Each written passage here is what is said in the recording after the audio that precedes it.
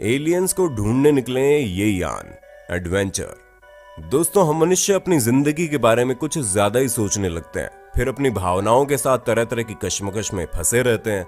और अगर आपकी जिंदगी में कुछ ऐसा ही चल रहा है तो पाजी थोड़ा ठंड रखो और अपने इमोशंस को कंट्रोल करके जरा इस बारे में सोचने की कोशिश करो कि ये ब्रह्मांड कितना ज्यादा बड़ा है और न जाने इस ब्रह्मांड में कितने सारे ग्रह हैं।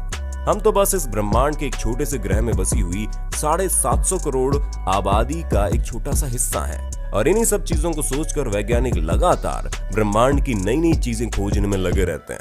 और इसी वजह से आज से सालों साल पहले उन्होंने हमारे अस्तित्व का प्रमाण रखने के लिए ब्रह्मांड में 2 ऐसे स्पेसक्राफ्ट भेजे जिन्होंने कमाल कर दिया। और उस कमाल के बारे में जानने के लिए वीडियो के अंत तक चिपक कर बैठिएगा, क्योंकि वीडियो का एक एक मोमेंट आपको हैरान करके रख देगा। दोस्तों, आज से करीब 43 साल पहले 1977 के अगस्त और सितंबर में नासा ने वॉयगर 1 और वॉयगर 2 नाम के 2 अंतरिक्ष यान धरती से रवाना किए।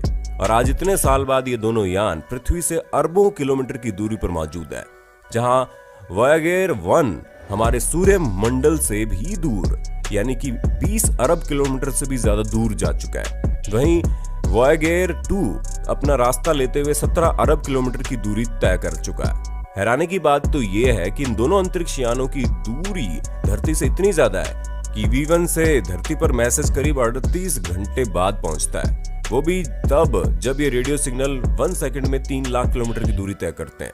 यानी कि प्रकाश की गति से चलने पर सिग्नल को घंटों लग जाते हैं।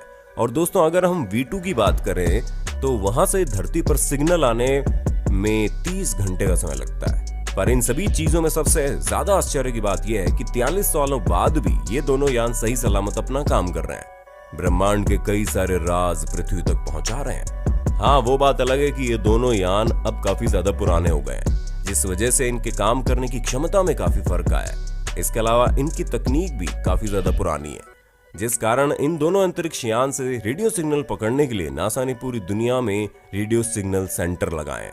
अब इस बात को आप अच्छी तरह से समझ सकते हैं, जब आप किसी काम के सिलसिले में अपने शहर से बाहर निकलते हैं तो आपको कुछ ऐसे इलाकों में जाना पड़ता है जहां पर सिग्नल की काफी समस्या होती है, जिस वजह से आपके मोबाइल कम्युनिकेशन करने में प्रॉब्लम आती है। और इसी वजह से नासा दुनिया भर में बड़े बड़े सैटेलाइट डिश लगाकर वॉयगर्स से आने वाले सिग्नल्स पकड़ता है। दोस्तों, इस मिशन से जुड़े एक वैज्ञानिक एड स्टोन का कहना है कि वॉयगर 1 ब्रह्मांड की ऐसी जगह पर मौजूद है जहां पर अंधेरे और सर्द हवाओं के सिवा और कुछ नहीं है।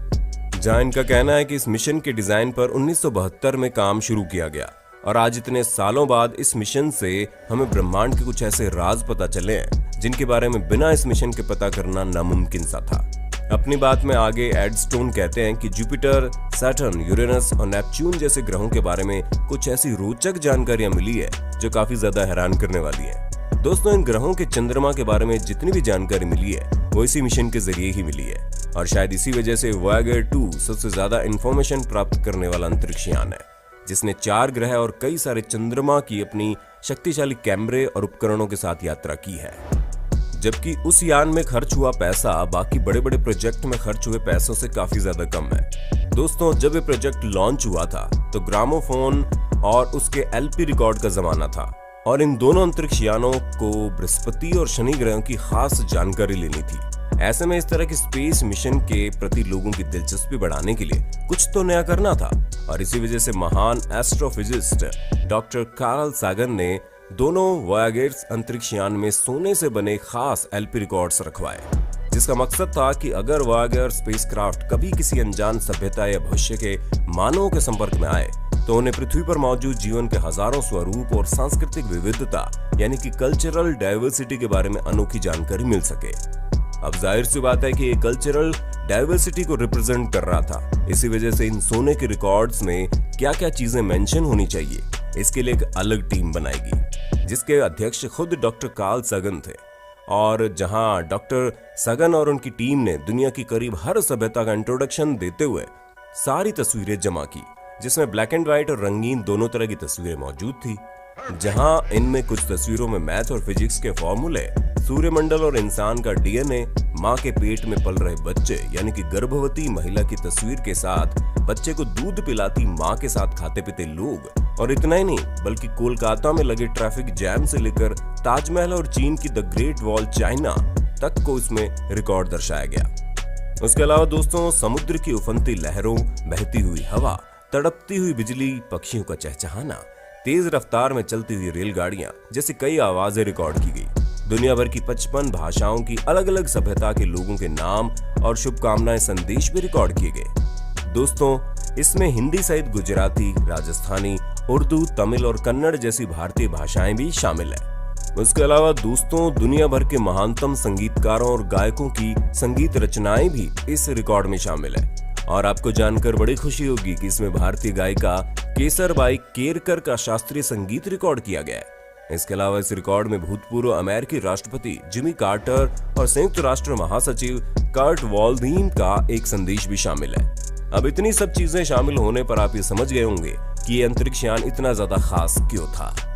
दोस्तों, इसमें लगे ग्रामोफोन तांबे यानी कि कॉपर की डिस्क के बने हैं जो करीब 1 अरब साल तक सही सलामत रहे और इनमें किसी भी तरह की कोई खराबी नहीं आएगी। यानी कि अगर हम इंसानों का अस्तित्व कभी खत्म भी हो जाता है तो ये स्पेसक्राफ्ट अंतरिक्ष में घूमता रहेगा, और अगर आने वाले अरबों सालों में कभी दोबारा से किसी आधुनिक मानव को इसके बारे में पता चलता है तो उन्हें हमारे आज की सभ्यता, संस्कृति और तरह तरह की चीजों के बारे में पता चल जाएगा।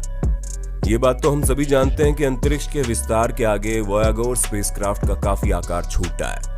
ऐसे में इस बात की संभावना काफी कम है कि इस स्पेसक्राफ्ट की मुलाकात किसी एलियन सभ्यता से होगी, और अगर ऐसा हो गया तो उस अनजान दुनिया के लोग इस स्पेसक्राफ्ट में लगे गोल्डन रिकॉर्ड्स को प्ले करके हमारी पृथ्वी पर चल रही चीजों के बारे में अच्छे से जान सकेंगे। दोस्तों, इस विषय में डॉक्टर कार्ल सगन तो कहते हैं कि अगर किसी अनजान सभ्यता यानी कि एलियन वगैरह से इस स्पेसक्राफ्ट की मुलाकात होती है तो वो लोग हमारे गोल्डन रिकॉर्ड्स को प्ले करके सुने। ऐसा तभी हो सकता है जब इस तरह की कोई सभ्यता असल में मौजूद होगी, क्योंकि पुख्ता तौर पर कोई ये नहीं कह सकता कि हमारी पृथ्वी के बाहर भी कोई जीवन बसता है या नहीं। लेकिन अगर बसता है तो उसके बारे में वैज्ञानिक पता लगाने में ज्यादा समय नहीं लगाएंगे, क्योंकि अगर इन्होंने अपनी पहल एक शुरू कर दी है तो फिर आप ये कहिए कि आग लगाने के लिए चिंगारी छोड़ दी है। क्योंकि ये दोनों स्पेसक्राफ्ट आज से 43 साल पहले अंतरिक्ष में सिर्फ इसलिए नहीं भेजे गए ताकि ब्रह्मांड के बारे में ज्यादा से ज्यादा जानकारी रखे, बल्कि ब्रह्मांड में भेजा गया मानवता का संदेश भी है, जिस वजह से अगर ये स्पेसक्राफ्ट अंतरिक्ष में बसने वाले किसी दूसरी सभ्यता के लोगों तक पहुंच जाए तो उन्हें हमारी मानवता का संदेश मिलेगा। अब दोस्तों, इस मिशन के बारे में जानकर आप ये समझ गए होंगे कि हम मनुष्यों का विस्तार न सिर्फ पृथ्वी पर है बल्कि पृथ्वी से अरबों किलोमीटर दूर तक फैला हुआ है, जो हमारी मानवता का प्रतीक है। अब ये प्रोजेक्ट इतना बड़ा है तो जाहिर सी बात है इस बात को जानना भी बहुत जरूरी है कि इसकी प्लानिंग कैसे हुई। तो दोस्तों, हम आपको बता दें 70 के दशक के अंत में एक अद्भुत खगोलीय घटना घटी। बृहस्पति, शनि, यूरेनस और नेपच्यून एक ऐसी विशेष स्थिति में आ रहे थे कि किसी एक स्पेसक्राफ्ट की मदद से एक के बाद एक इन चारों ग्रहों के करीब से गुजरा जा सकता था। ग्रहों की ये स्थिति हर 177 सालों बाद बनती है, जिस वजह से नासा के एरोस्पेस इंजीनियर गैरी फ्लैंडो ने ग्रहों की बन रही इस खास स्थिति पर एक अनोखी बात खोज निकाली, जहां गैरी ने काफी कैलकुलेशन करके ये समझाया कि अगर कोई अंतरिक्ष यान खास तरह के एंगल से बृहस्पति के करीब से गुजरता है तो ग्रह का गुरुत्वाकर्षण खिंचाव स्पेसक्राफ्ट को एक ऐसी अतिरिक्त उछाल देगा जिस वजह से वो स्पेसक्राफ्ट बिना किसी ईंधन को खर्च किए सीधे शनि तक पहुंचेगा, और ठीक बृहस्पति की तरह शनि के गुरुत्वाकर्षण से मिली अतिरिक्त उछाल से उसे आगे के ग्रह यूरेनस और नेपच्यून तक का सफर तय करने में ईंधन की जरूरत नहीं पड़ेगी। यानी कि बहुत ही कम ईंधन में ज्यादा दूरी को तय किया जा सकता है, और ये आइडिया काफी ज्यादा नया था। इसी वजह से अमेरिका ने एक ग्रैंड टूर की योजना बनाई ताकि इन सभी ग्रहों तक अलग अलग स्पेसक्राफ्ट भेजे जा सके। लेकिन इस योजना का बड़ा हिस्सा रद्द हो गया क्योंकि अमेरिकी सरकार ने इतना सारा फंड देने से इनकार कर दिया। ऐसे में सिर्फ इतना ही फंड मिल सका कि उससे 2 स्पेसक्राफ्ट भेजे जा सके, और यहीं से नासा का वोयागर मिशन पर काम करने का सफर शुरू हुआ, जिसने वो तमाम उपलब्धियां हासिल की जिसके बारे में कल्पना कर पाना काफी मुश्किल था। और जब स्पेसक्राफ्ट को भेजा गया तो इनका झुकाव एक ऐसे एंगल पर रखा गया जिससे कम ईंधन में अच्छी तरह से उछाल मार सके, और ठीक यही चीज हुई जिस वजह से आज हमें ब्रह्मांड के बारे में इतना कुछ जानने को मिल सका है। तो दोस्तों, उम्मीद है आपको सालों पहले अंतरिक्ष में भेजे गए इन दोनों स्पेसक्राफ्ट्स के बारे में जानकर काफी ज्यादा मजा आया होगा। क्योंकि इनका ये सफर वाकई में बड़ा शानदार था। बाकी आपका इस वीडियो के बारे में क्या कहना है हमें कमेंट करके बताइएगा, और ऐसे इंटरेस्टिंग वीडियोस को लगातार देखने के लिए अपने होस्ट और दोस्त सैम के इस चैनल को लाइक, शेयर और सब्सक्राइब कर देना। धन्यवाद।